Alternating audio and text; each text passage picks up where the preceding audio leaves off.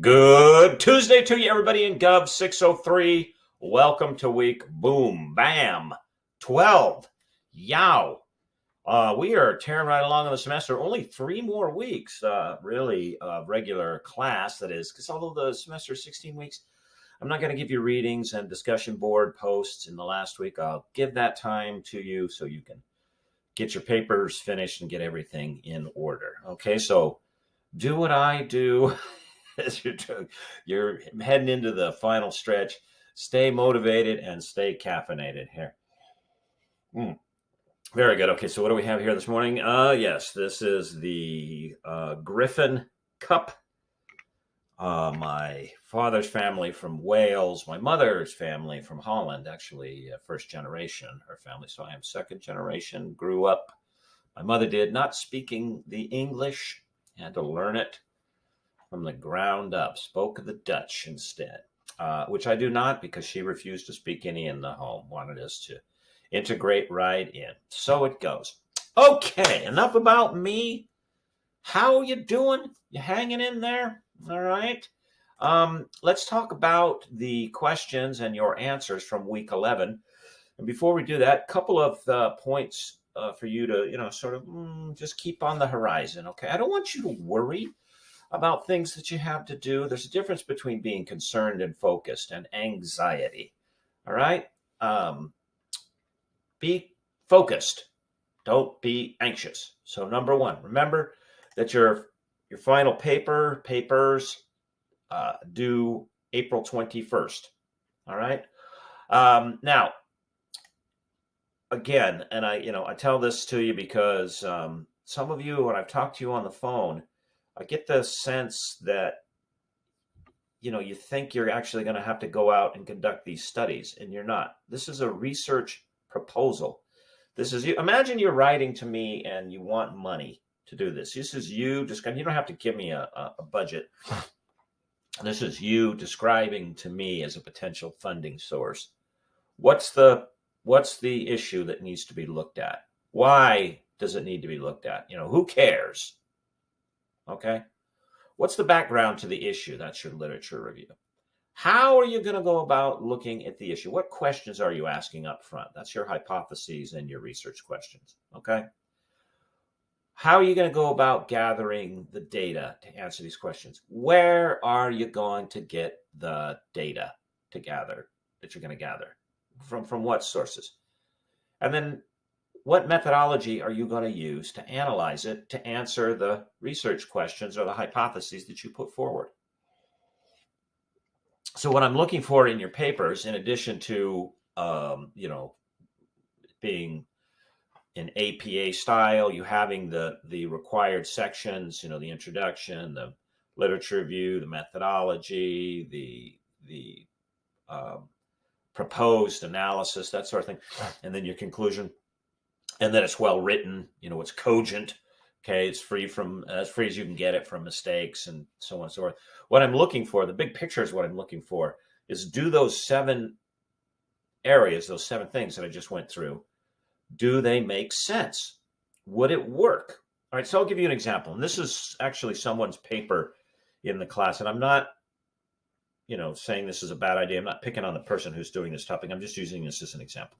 So there's one of you in the class is proposing a study to examine if there's any causal relationship between the legalization of marijuana in states and the rise in violent crime in states. In other words, the hypothesis would be the legalization of marijuana is positively correlated to a rise in violent crime. All right, that's the hypothesis. Now, the individual doing that is going to explain this is what we're looking at, explain why this is important, give a background, a literature review. But then when we get to the methodology section, the individual is going to explain to the reader what sort of data will be used and how the data would be tested, processed to test the hypothesis. So if the researcher said, well, what we're going to do to test the hypothesis is we're going to go out on the street and in states in which marijuana has been legalized and states in which marijuana is not legalized, and we're going to ask people, in your opinion, according to your impression, has there been a rise in violent crime? Right now, you'll get answers from people. But will you get data that lets you test the hypothesis that is a causal relationship? Probably not. You'll get data about people's impressions. Now that could be certainly in political science. Often what's tested is what someone's impression of a candidate, of a policy, of a process, of a law. Okay, that happens a lot in political science. But in this case, if you wanted to establish a causal relationship when legalization goes up, violent crime goes up, asking people on the street what their impressions are would not be evidence that would allow you to test that hypothesis. So now I'm not saying the person who's writing the paper is doing that, but if the person who's writing the paper did that, said, this is how I gather the evidence, then as a reader, I would say, no, you won't, because that's not going to work. Okay. So what you're trying to do in this paper, in addition to covering the requisite sections, introduction, literature review, methodology, conclusion, writing it well, is it has to make sense within the framework of empirical research, which is what we've been talking about the whole semester. All right. So if you have any questions about that, please reach out. Let's get together during my office hours. If office hours don't work, really don't work, we'll make an appointment and we'll accommodate you outside of that. Okay. Then after your final paper comes in, we have the final exam. Somebody asked me, emailed me the other day, said, I'm really worried about the final exam. Again, I don't want you to be worried. Yeah, be focused, be prepared, get ready, but I don't want you to be anxious about it. And that will come at the very, very tail end, the week of the 23rd to the 29th. How do you get ready for this? The same way that you got ready for the midterm exam. It's going to be the same format. That is the types of questions, the true, false, multiple choice, fill in the blank, short answer. What will you be tested over? Well, it is cumulative, the test. So go back. If you didn't do really well on the midterm, go back and review the midterm. All right. And have a look. And then by way of preparation, make sure that you cover the items that we've covered in the discussion forums in Blackboard. Now, what I want to make sure that you do, because the test, like the midterm, is not going to be what did I say in the Blackboard post? And then you just repeat it back. No, I'm going to be asking you questions, especially short answer and fill in the blank, that test your understanding of the term, your understanding of the concept. So when you're answering the Blackboard questions, when you're participating in the forum, okay, make sure that you're writing and you're explaining, you're answering the questions in plain language. I mean, yeah, give the technical terms, because, we got to use things like independent variable, and all this sort of jazz. Okay, that's fine. But be sure then to explain what these things mean. If you're just pulling things off the internet, which I know some of you have been, and posting it as answers, unless I see that this is a direct quote with no without any citation attribution on your part, yeah, you'll probably get the Blackboard points. Now, sometimes when I read your answer, it's like, okay, this just does not sound like how this person writes. I've gotten to know you by ear, and I have copied chunks of the text and run it through and look for it on the internet. And if I find that you pulled it directly from the internet and just slapped it in there without attribution or explanation, then no, you don't get the points for that. All right. But that aside, that's not the point. I don't mean to hammer you on Blackboard discussions. That will not prepare you for the final exam. You have to be able to understand the concepts and the terms that we have been using and that have been discussed in the Blackboard posts, in the discussion forums. So that's how you prepare. Go back, read the questions, review, what the answers should be. Look for answers that seem to be spot on from your classmates. If it's like, okay, how can I explain this to me, you know, like if you really do not understand regression analysis, I'm not saying that you don't, I'm just using that as an example. Okay. You know, try to find a video, someone that explains it to you. And if you have sort of a short list of, okay, I've read this term, I've read this concept, you know, we had it in Blackboard, but I still really don't get it. Put together a short list, come hit me in the office hours and we'll go through it. And this is what I can guarantee. Right? I'm going to make a bold statement here. I guarantee by the time we are finished talking that between the two of us, we can find a way to make any of this make sense to you. I guarantee you. All right? Okay. Bold talk. I know, but I stand by what I say. Okay. Let's take a look at your readings and questions and answers from week 11. What did you say? So week 11 is all about case studies. Excuse me. You know, within the field of research, both in political science and elsewhere, you often see case studies. Case studies are easier to fund, you know, get somebody to back you or give you time away than full-blown studies because they're not as large and they're not as involved. And they have a number of advantages in regards to or as they relate to a proposed wider study. And that's why they're frequently done. So it's important that you know what these things are, and maybe one day you'll be running your own case study.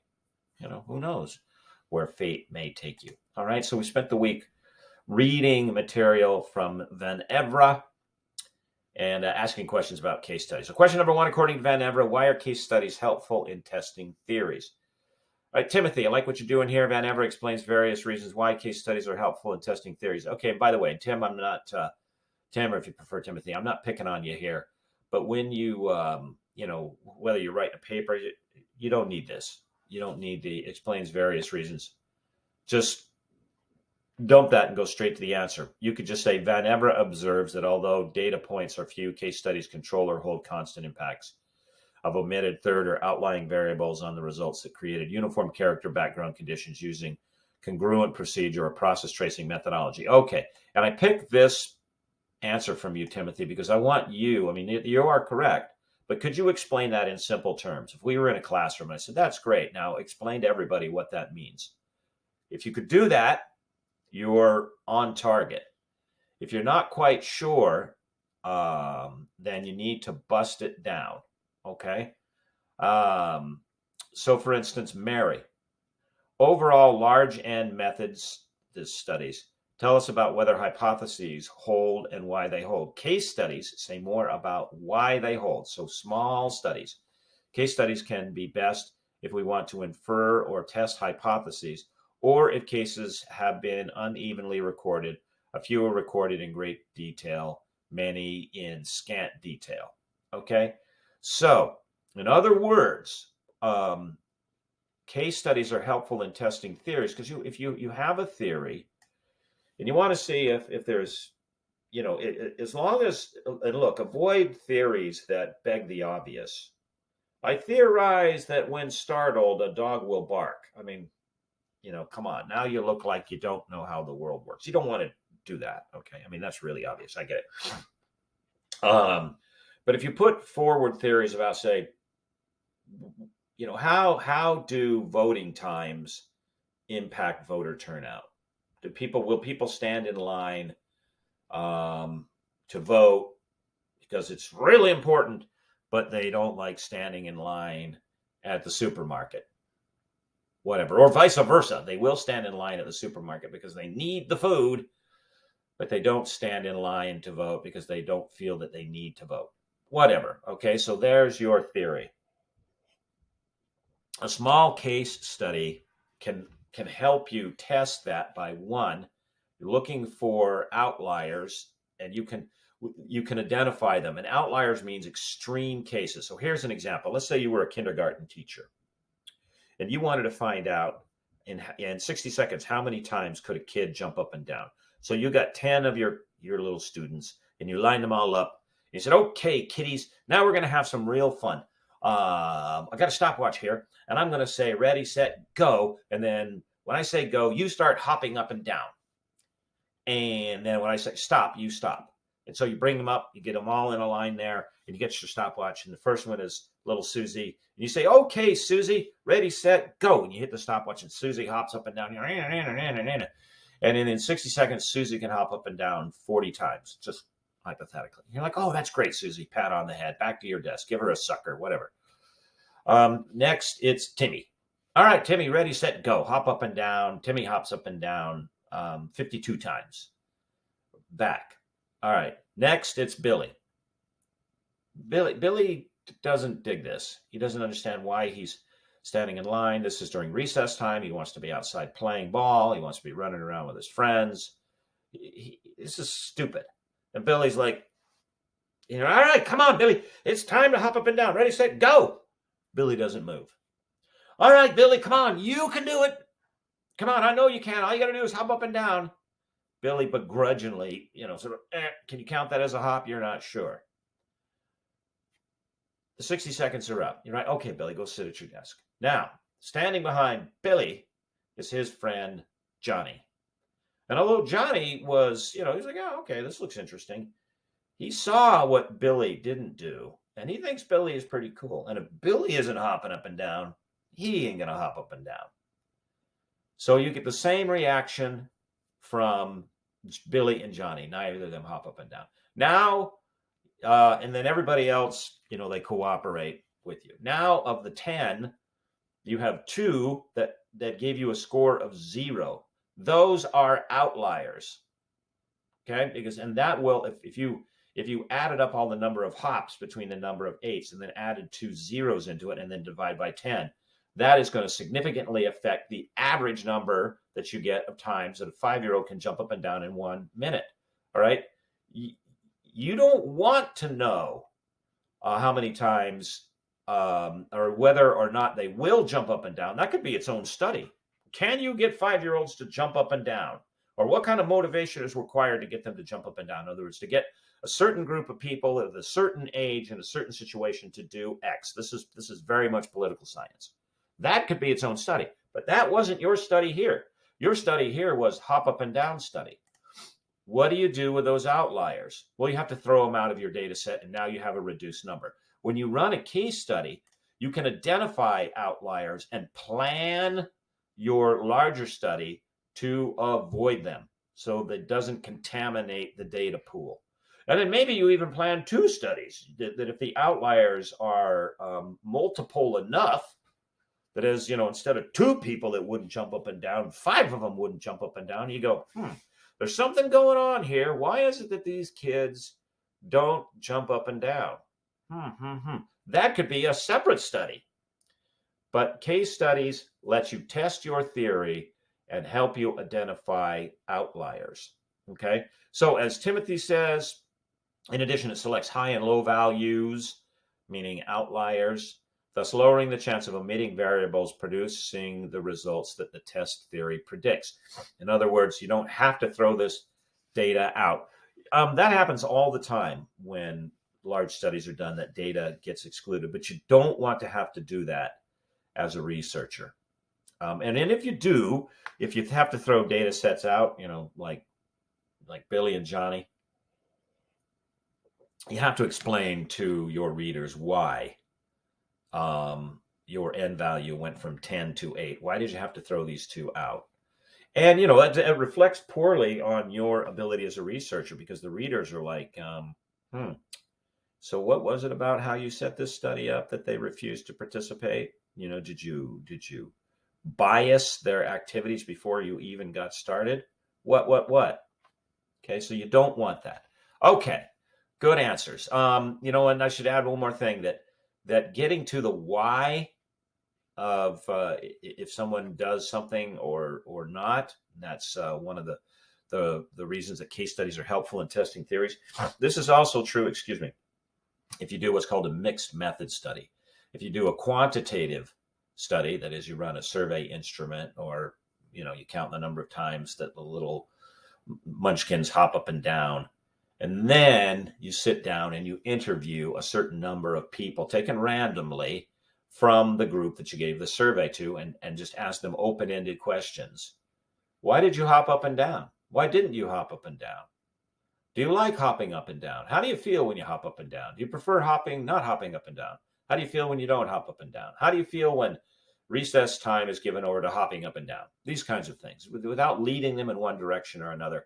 Mixed method will help you get to the why of what's going on. Quantitative research on its own tends to be good at telling you that something is going on, not so good at telling you why.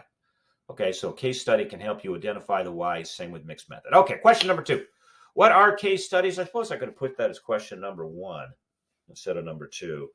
And how should they be performed? Okay, Richard, a case study is a case study analysis, or just case studies, is a research method using observations to evaluate, study, or test individual groups. Case studies are considered the weakest of the 3 testing methods, although such criticism may be unwarranted. See, now it sounds to me, now again, Richard, this is a good answer, but it sounds like you're copying right out of the text. Okay, well, why? If you say criticisms may be unwarranted, why? And why are they the weakest? Be able to explain and give a why for whatever you put down. According to Van Evera, case studies predictions within the variance of cases using multiple congruent procedures or utilizing a process tracing model. A case study will have the greatest outcome if it has numerous observations as opposed to a single observation. And it's not ever heard of, but it's rare to have a single data point case study. And if you find that in your research, I'm not saying it's not out there. If you find that in your research, then I would not advise using that as a source. All right. Likewise, when you find articles, and you'll say back to is there a correlation between a causal correlation between legalization of marijuana and rise in violent crime? If you find studies that say yes, no, look at the N value. How many data points did they use to make that determination? Because if it was something like 30, we looked at the arrest records from 10 days. It's like, well, rises and fall and violent crime go up and down for a whole bunch of other reasons. It doesn't have anything to do with legalization of marijuana necessarily. So you may be attributing, or the researcher may be attributing a phenomenon, rise in violent crime, to a cause, marijuana, and those two may not be causal. One may be not causing the other. Because remember, correlation, things happening simultaneous, is not causation. So make sure you look at the N value. The N value, tremendously important. So Judah, I like what you're saying here on this one too. Case studies are one of the 3 general methods used to test theories, along with experimentation and large N analysis. Each method has its own strength and limitations, so it is up to the researcher to choose the best method in order to achieve their research goals. Again, great. And then when you write these kinds of answers, give us a little bit of why. Case studies are an in-depth look at only a few examples of phenomena of interest. Case studies are useful because they can account for evidence that large N studies cannot, and because the cause tends to get lost when you have large N, large number of studies. It's harder to identify them, okay? But which can be decisive for political theory. Additionally, case studies are able to determine causality and explain the why behind the hypothesis and theory in a way which large number studies cannot. Again, large number studies are good, really good at telling you that this is happening. People listen to this speech and then they go vote this way. They're poor at providing the answer as to why that's the case. Okay, that's not something that you can expect from them. Okay, all right, good job. Question number 3: briefly explain what Van Evera meant when he wrote in chapter 2, are the converging laws intervening phenomenon observed in the case? So in other words, I throw some jargon out at you, and I'm asking you to give me an explanation back. Okay, Michael. A converging law is simply a valid general theory at play in a case study. Right. So general theory, people behave this way because, fill in the explanation. People will behave this way because, and we're going to study it. Okay. The question, Are the converging laws intervening phenomenon observed in the case? Simply asks if there is evidence for the theory's posited cause and effect present in a way that supports the claim. In other words, wait a minute. I'm just going to give what you did because I like what you did here, Michael. For example, if ancient peoples were known to be eradicated in a specific area, or how about they just died off? We would expect to find remnants of their civilization, biological fossils, maybe not fossils, artifacts, other remains, and other evidence that their presence in the area was real. Okay, good example. This is what I mean. This is what I'm looking for when you answer these questions. If you give the terminological, I think I just made up a word, explanation to the question, then unpack it with a straightforward explanation. Okay. And in this case, an example. Okay. Good job. Question number 4 of the 11 case selection criteria listed by Van Evera in Chapter 2. Select 2 and explain why they are critical to constructing a useful case study. Now, some may think that, well, it's just a case study.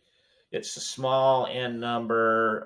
It's kind of loosey-goosey. No, they're to do a good case study, to set it up and execute it in a way that will tell you, is there a general validity to this hypothesis? Are there outliers I should be watching for if I do a larger study? How do I plan for those and navigate around them, these outliers? Okay. How do I test, how do I identify the independent variables and the dependent variables that will help me test the hypothesis?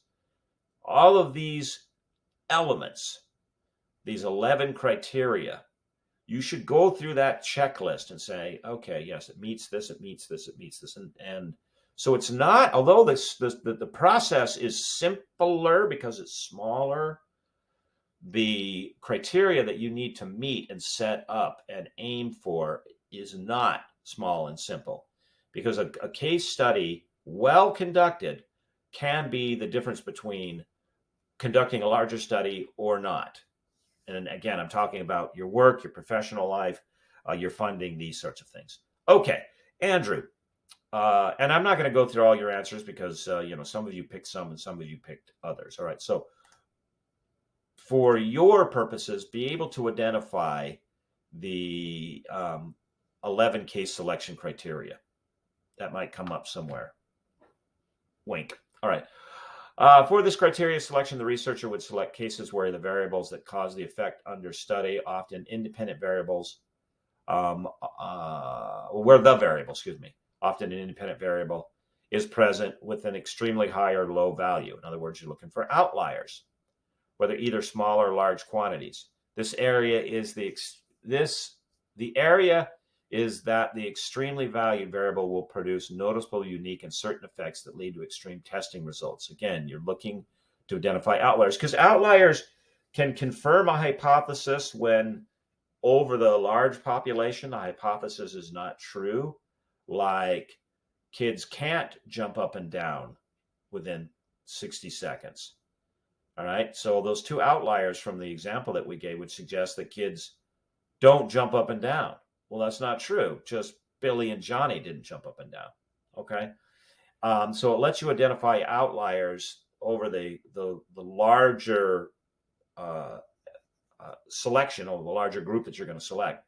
And then when you can identify the outliers and account for them or box them out of your study. So maybe you did a pre-screening before you lined up your little kiddies, and you took just at random, say you had a class of 50, that'd be a big class, but you just at random, you selected 30 of them, and you asked, oh, hey, would you like to jump up and down? And you look for those who had an enthusiasm for jumping up and down. And you said, okay, you go and stand in line.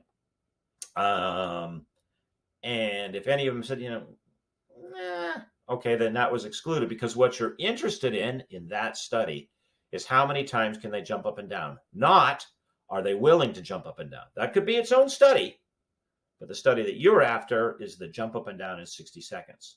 All right, so you can identify these outliers pre-screen for them before you set up your case study, and that keeps you from having to deal with it later on. Okay, so back to your answer, Andrew. Certain leads affect extreme testing results. According to Van Evera, a strong test is one whose outcome is likely to result from any factor other than the operation or failure of the theory.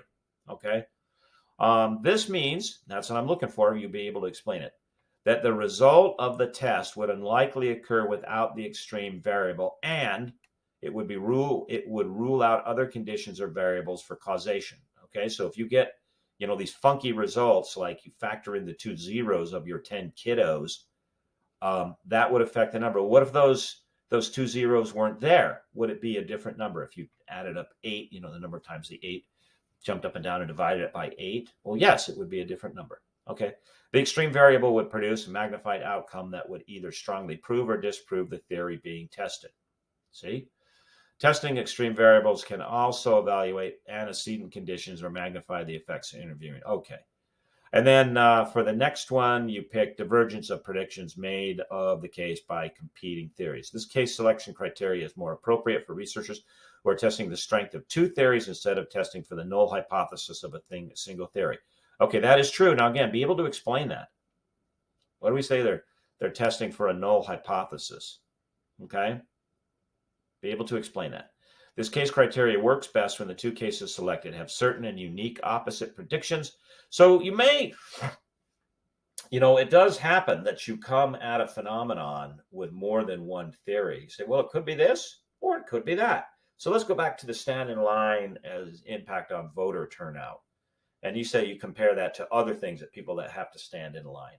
So you could say, well, I have a theory. People will stand in line longer in the grocery store than at a polling site because they have to eat. All right. Or people will stand in line longer at a supermarket than a polling site because they're habituated to it. They do it all the time. And, they stand in line for elections, depending on what your municipal elections are, once every year, every 2 years, every 4 years. Okay. Well, which of those theories is true? I don't know. Right? So running a case study can help you identify which of the 2 is the best theory to explain the phenomenon. And then you test that theory with a larger study. Okay. The application for using two cases with opposite predictions can be used to test different things. For example, the strength of how the dependent and independent variable, this looks like a misprint, converge, what do you mean? Converge together could be the observation of the testing results, 2 opposite variant valued independent variable in 2 different cases to test relative power of each theory. Okay. Again, all absolutely correct. Be able to explain that in plain language. So for instance, does everybody understand what, the testing for the null hypothesis means? All right. So you test for a hypothesis, you test for a null hypothesis. Okay. So if when you're reading these terms, you go, oh yeah, I know what that means, right? That's where you need to be. That's where you were on the right track. Okay. All right. Good answers, good participation. Be sure that you can, unpack it into plain, simple language. Our half an hour is up, so our time is up. Keep working on your papers. Sometime in early April, I'll post the review sheet for the final exam. Like the midterm exam, it's not exhaustive, but it just gives you a good sort of a baseline of things you should know and gives you sample questions and all that jazz. If you have other questions, whether it's the test or the paper or what's going on in the discussion board, please reach out to me. Connect to me during my office hours. I'd like to hear from you. I'd like to help you. All right.